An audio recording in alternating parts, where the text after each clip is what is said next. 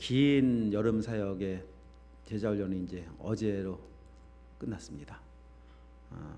지난 7월 둘째 주 정기훈련부터 시작해서 갔다 오자마자 단기 선교를 다녀왔고, 토요일 날 오자마자 주일 날 제자훈련 들어가기 시작하면서부터 하여튼 지난주 금요일 먼 해남에까지 땅끝까지 복음 전하라 말씀하신 것처럼 땅끝에서 복음 전하고 그리고 잘 마치고 왔습니다. 하여튼 배후에서 우리 사랑하는 성도님들이 기도해 주셨기 때문에 은혜로 여름 사역이 될 수 있었고, 또 곳곳에 우리 어린 주일학교 아이들도 있었고, 학생 청년들, 또 어른들, 하여튼 주님 만나는 놀라운 복음의 역사, 생명의 역사가 있을 수 있었습니다. 이를 위해서 하여튼 기도해 주시고 함께해 주신 우리 모든 성도님들에게도 진심으로 감사를 드립니다. 자, 지난 주일에는 우리 애굽의 심판에 대해서 살펴보았었습니다. 그리고 그 이후에 블레셋, 모압, 암몬, 다메섹, 게달, 하솔, 그리고 엘림까지 심판하시는 것을 이제 한 주간 동안 묵상을 통해 살펴보았었고요. 그리고 제일 마지막 50장부터 마지막 51장, 맨 마지막 심판하는 대상은 바벨론입니다. 바벨론은 갑자기 급부상한 신흥 강국이어서 중동의 모든 국가들 하나하나씩 다 정복하던 아주 강력한 제국이었었습니다. 그런 바벨론의 권세가 참 제법 오래갈 것 같아 보였었는데 그렇지 않습니다. 오래가지 않습니다. 바벨론도 멸망을 하는데 오늘 아침에 묵상한 본문에 보니까 갑자기 멸망을 하더라고요. 하나님의 심판 앞에서 바벨론이 아무리 강한 군사력을 가지고 있다고 해도 하나님의 심판을 버틸 수는 없습니다. 근데 바벨론의 심판은, 멸망은 동시에 오늘 읽었던 본문 17절부터 이하에 나오는 것처럼 이스라엘 백성의 회복과 구원으로 연결되어지는 것을 보게 되어집니다. 이 사실을 통해 깨닫게 되는 것은 언젠가 이 세상에 종말이 올 텐데 그 종말의 때는 두 가지가 동시에 일어납니다. 그것은 무엇인가 하면 심판과 구원입니다.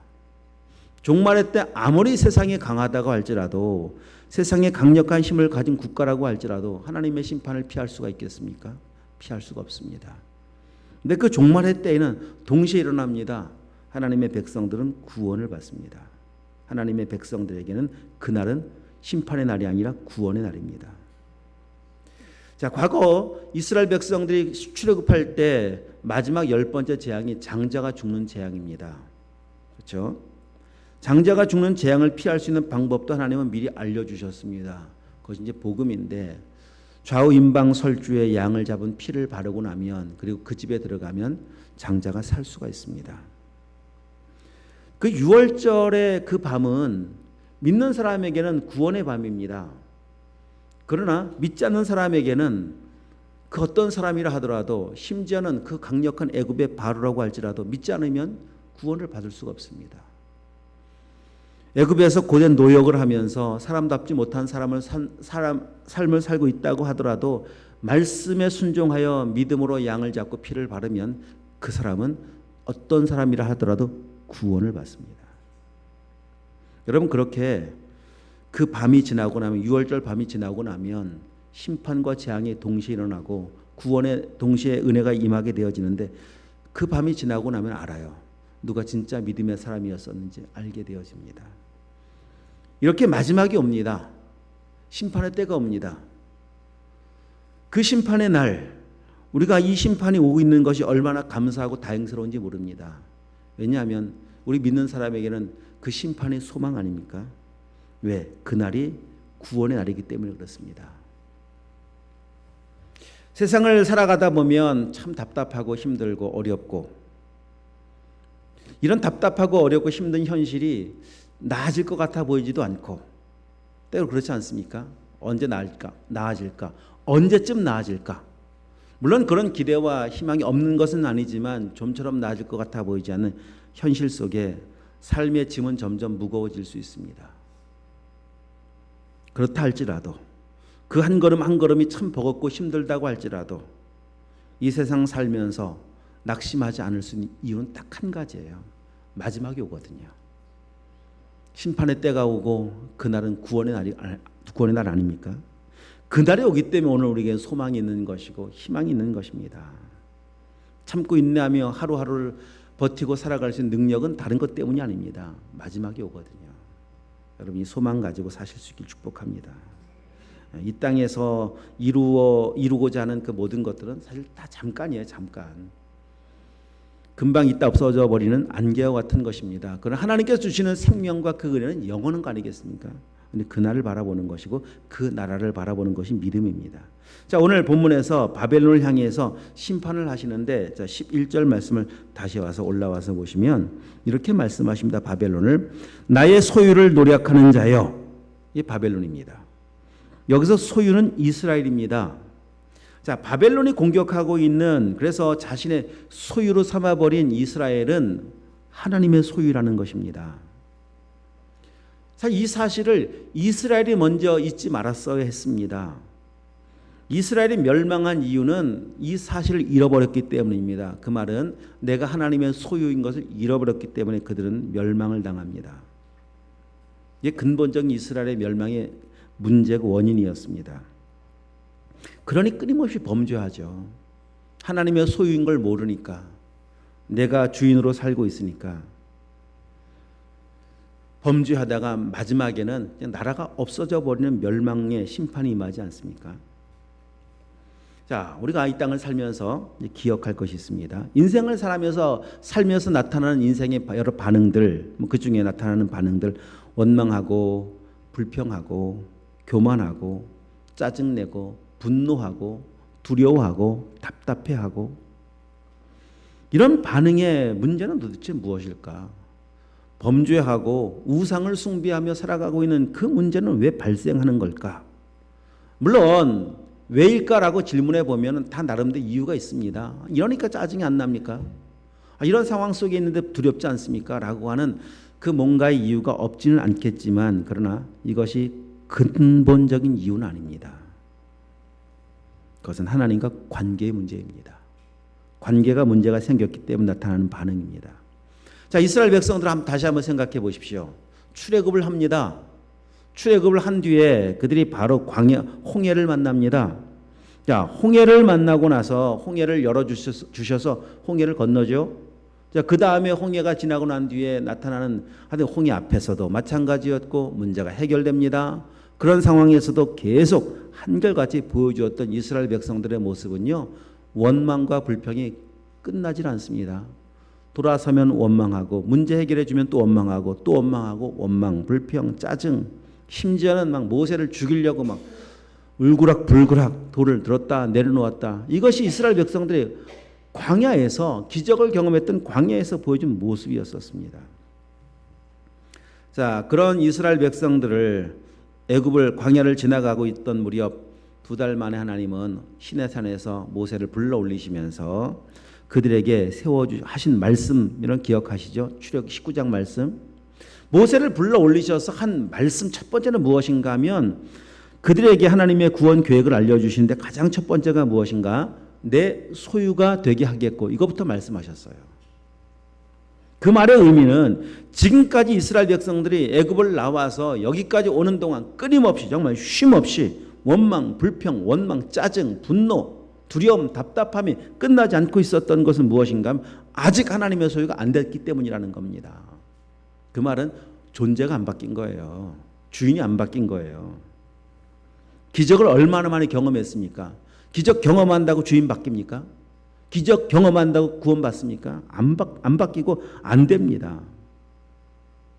소유가 안 바뀌었다라고 하는 것은 아직도 자기 주인이라는 겁니다. 그래서 짜증내는 거고 원망하는 거예요. 내가 주인이니까, 내 마음에 안 드니까요.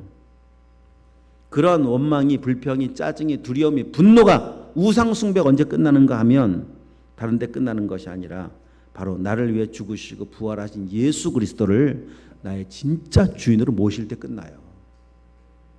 생명 되신 주님을 내 삶의 생명으로 모실 때 끝나요. 여러분 알고 계시잖아요. 이 땅에 오신 생명이신 예수 그리스도, 짜증낸 거 보신 적 있으세요? 분노하는 거 보신 적 있으세요? 아니, 그분 예수님이 사셨던 환경은 우리보다 좋아서였을까요? 예수님 주변에는 늘 예수님의 충성스러운 그 제자들만 있어서 그런 걸까요? 아니지 않습니까? 환경이 뭐가 좋습니까? 예수님 주변 사람들의 주변 인물들은 여러분 지금 여러분 속상하게 만드는 사람들과 비교할 수 없을 만큼 아주 완악한 사람들이 주변에 있었어요. 저주하고 배신하고 심지어 죽이잖아요. 십자가에 끌어다가. 그런 사람들이 주변에 있었음에도 불구하고 여러분 성경 한 구절만 좀 찾아가 보도록 하십시다. 여기 접어두시고 베드로전서 한번 가서 보세요. 베드로전서 2장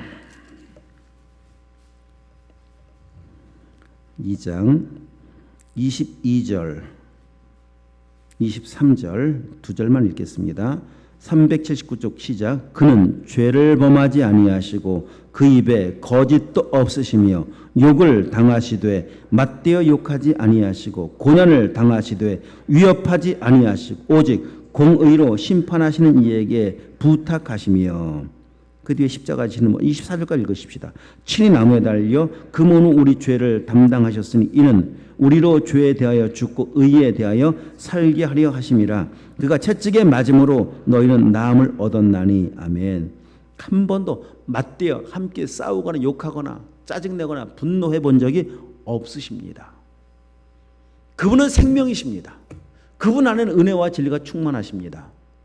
우리가 구원을 받았다라고 하는 것은 바로 그 생명 얻은 거예요. 예수님의 생명, 맞대어 욕하지 않는 생명, 짜증내지 않는 생명, 영원한 부활 생명 얻은 게 구원입니다. 그 주님 나의 생명의 주인으로 모시고 살 때 우리 인생 속에 나타나는 이 부정적인 반응들이 삶에서 끝납니다. 십자가에 내가 넘겨질 때 끝나는 것이지 환경 바뀐다고 끝나는 거 아닙니다. 잠시 끝나는 것처럼 보여지지만 여러분 환경이 또 다른 환경을 만나면 어떻습니까? 더 심하게 악한 반응 나오지 않습니까? 여러분 점검해 보십시오. 내 주인이 누구인지, 난 누구의 소유인지. 분명한 것은 둘 중에 하나예요. 하나님의 소유든 마귀의 소유든 둘 중에 하나지 중간은 없습니다. 평생 교회 다닌다고 갑자기 주인 바뀌는 거 아니에요. 정말 복음을 듣고 복음 안에서 내가 죽는 십자가의 죽음, 내가 그리스도와 함께 연합해 죽는 죽음을 통과해야 구원받는 것이지 뭐 50년 60년 교회만 다니면 어느 날 저절로 성화가 되고 이런 일은 없습니다. 내 인생의 반응을 통해서 나를 점검해 보라는 겁니다. 나는 왜 이렇게 짜증이 불평이 끝나지가 않지? 왜 두려움과 답답함은 끝나지가 않지? 왜 주님 사랑하는 것보다 세상 사랑함이 훨씬 더 커지지? 이 우상이 왜 이렇게 많아지지? 안 죽었으니까 그렇죠. 방법은 없어요. 죽는 것밖에 없어요. 정말 주님 모시는 방법밖에 없습니다. 여러분 주인이 누구십니까? 하나님의 소유가 된 사람, 정말 주인 바뀐 사람은 요한복음 10장 27절 이렇게 말씀하십니다. 내 양은 내 음성을 들으며. 바뀐 사람은 주인의 음성 듣고 살아갑니다. 마귀 주인인 사람은 마귀 음성 듣고 살아가는 거고요. 예수님 주인인 사람은 예수님 음성 듣고 살아가는 것이고요. 나는 그들을 알며 그들은 나를 따르느니라. 음성을 듣는다라고 하는 것은 따르는 것까지 포함되는 거예요. 이 귀로만 듣는 것이 듣는 게 아닙니다. 순종까지 포함되는 것이 믿음이 아닙니까? 믿음. 양이 목자의 말 듣는 건 당연합니다.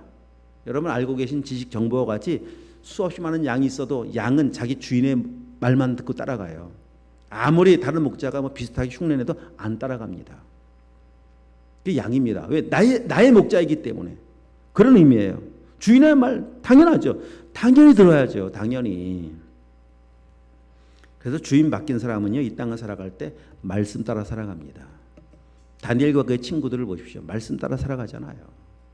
아무리 지금 시대가 어렵고 힘들어도 출세할 기회가 와도요, 출세할 기회 잡지 않아요. 말씀 잡아요. 그래서 뜻을 정하는 거예요. 사자굴이 와 있어도 두렵지 않습니다. 말씀 따라 살아가요. 기도하는 거예요. 풀무불이 있어도 상관없어요. 절하지 않습니다. 말씀 따라 살아갑니다. 절하지 않습니다. 이런 사람이 주인 바뀐 사람이에요. 걱정하지 않아요. 말씀드렸잖아요. 심판은 구원이라고요.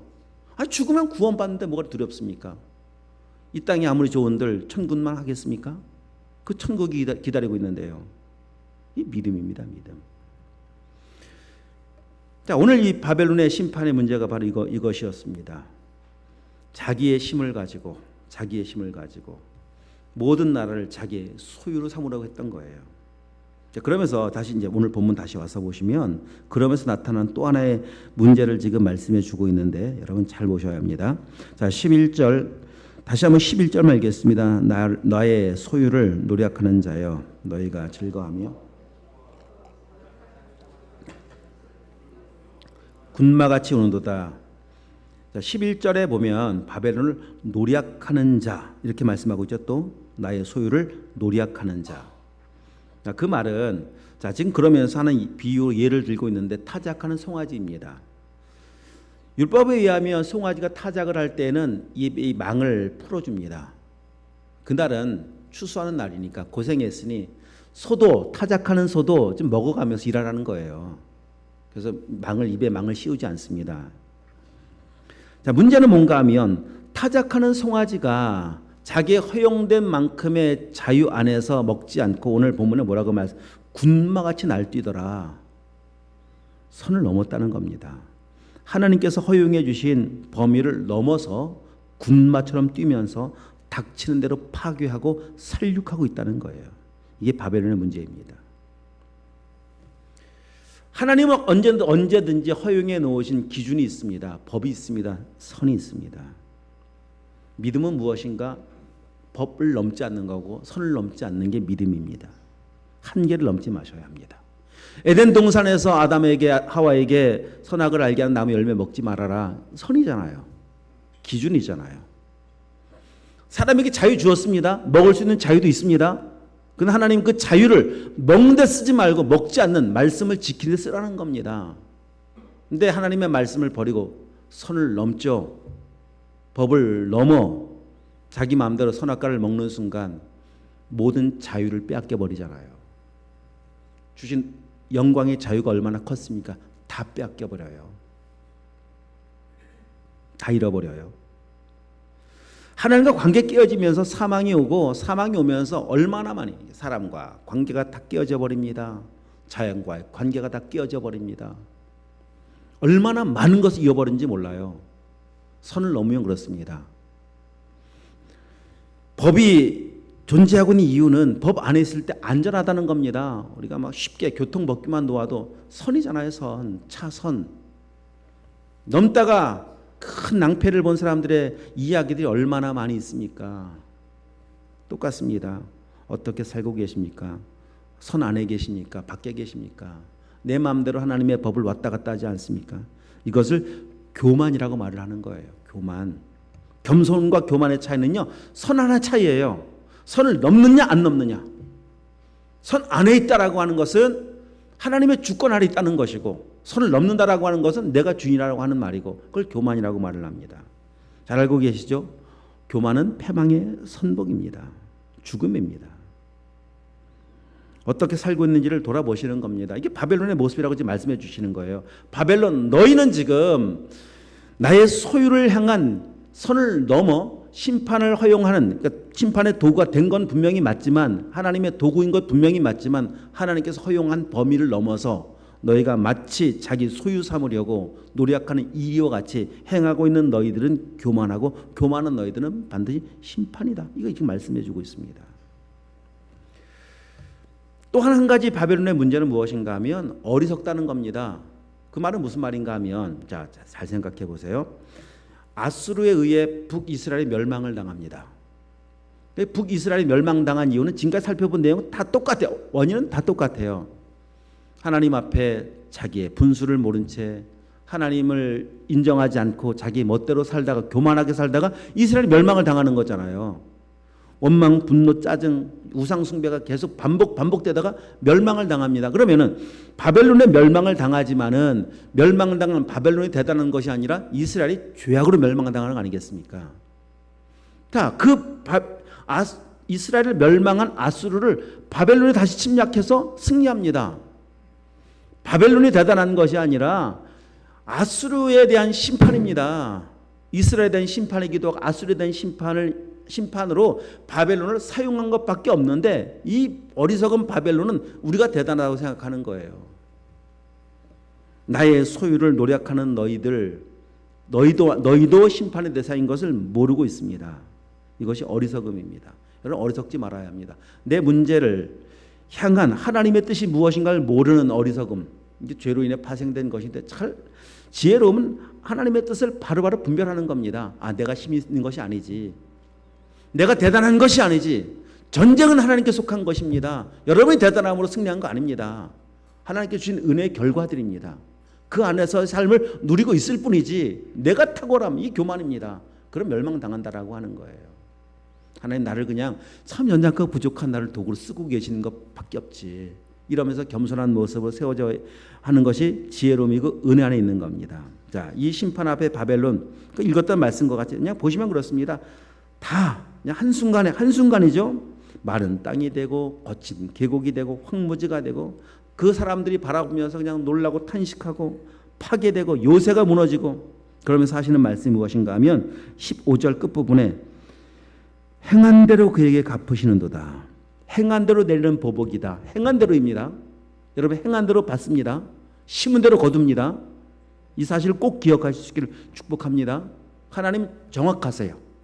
정말 무서우리만큼 정확하십니다. 이거 놓치시면 안 돼요. 자, 그럼에도 불구하고 17 이하의 말씀은 무엇인가 하면 하나님의 소유가 된 이스라엘 백성들은 다시 돌아오게 한다는 약속의 말씀이 함께 있습니다. 돌아오게 하신 하나님. 자, 이스라엘 백성들의 상태를 놓고 보면 다 망했습니다. 끝났습니다. 뭐 북이스라엘 남유다 다 망했잖아요. 근데 하나님께서 뭐라고 말씀하시는가 하면 돌아오게 하마, 다시 목장으로 돌아오게 하마. 오늘 말씀하고 계십니다. 19절 말씀, 이스라엘을 다시 그의 목장으로 돌아가게 하리니, 하나님이 하시겠다고 말씀하시면 하시겠죠. 그리고 말씀대로 이루어지는 것 아니겠습니까? 그렇게 하십니다. 우리가 오늘 이 땅에 살아가면서 우리의 삶이 어떠함, 여기 초점 맞추지 마시고 나와 하나님과 관계에 초점을 맞추시고, 다시 나와 하나님과 관계를 회복하시고, 언제나 어디서든 정말 여호와 하나님을 목자 삼고 사시면 돼요. 아멘. 그럼 나머지는 하나님이 책임져 주십니다. 목자가 책임져 주는 거예요. 이 땅에서 삶뿐만 아니라 우리의 생명 되신 주님은 우리 영혼까지를, 이 땅 우리 영혼 책임질 수는 없어요. 우리 영혼까지 영원히 책임져 주시는 분인 걸 믿고 오늘도 신실하게 주와 동행하는 한 걸음 한 걸음 되실 수 있길 주님을 축복합니다. 기도하시겠습니다. 하나님 아버지 감사합니다.